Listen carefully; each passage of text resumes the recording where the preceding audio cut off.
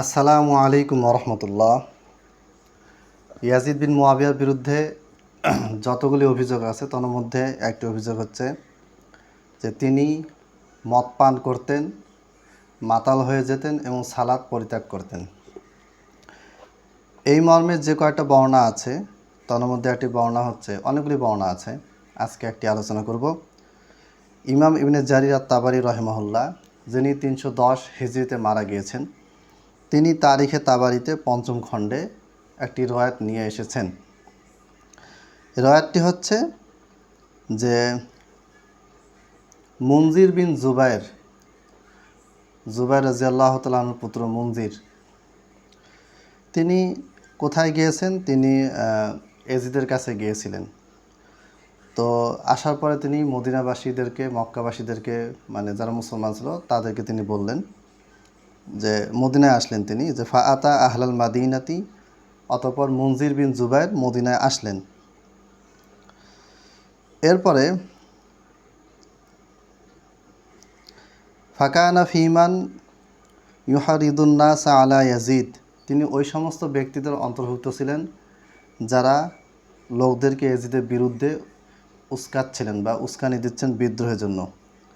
ওয়াকানা মিন কওলিহি ইয়াউমা ইদিন, আর এই মুনজির বিন জুবাইর তিনি লোকদেরকে বললেন, ইন্না ইয়াজিদা ওয়াল্লাহি লাকাদ আজাজানি বিমিআতি আলফি দিরহামিন, আল্লাহর কসম ইয়াজিদ আমাকে 1,00,000 দিরহাম,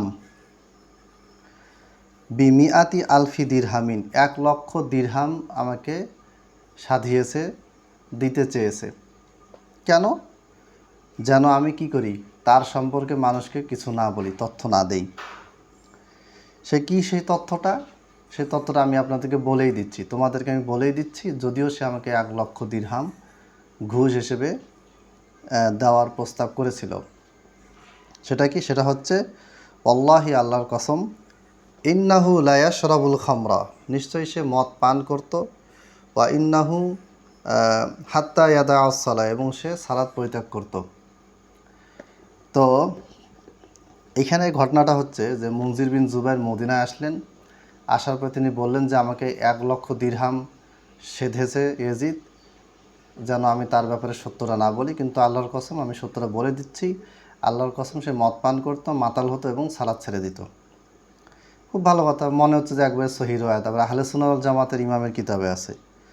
এই রয়াতটাকে বর্ণনা করেছে শিয়া ভণ্ড কাজ্জাব। এই সনদে ইবনে জারির আত-তাবারি স্পষ্টভাবে লুত, ক্বালা লুতুন, লুতের নাম উল্লেখ করেছেন। এই লুত হচ্ছে আবু মিখনাফ লুত বিন ইয়াহইয়া কাজ্জাব, মুত্তাফাকুন আলা কিজবিহি, তার মৃত্যু হওয়ার ব্যাপারে, তার কাজ্জাব হওয়ার ব্যাপারে সমস্ত মুহাদ্দিস একমত।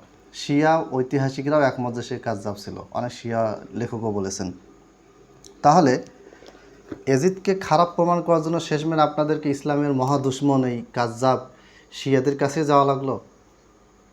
আপনার আকীদা কি যে শিয়া মিথ্যুক কাজ্জাবদের বর্ণনা শুনে আপনি ইয়াজিদকে মদ পানকারী, সালাত পরিত্যাগকারী বলবেন? এটাই কি আপনার আকীদা? সহিহ রয়াত নিয়ে আসেন, হাসান রয়াত নিয়ে আসেন, ইনশাআল্লাহ সেগুলো নিয়েও আমি আলোচনা করব। আসসালামু আলাইকুম রহমতুল্লাহ।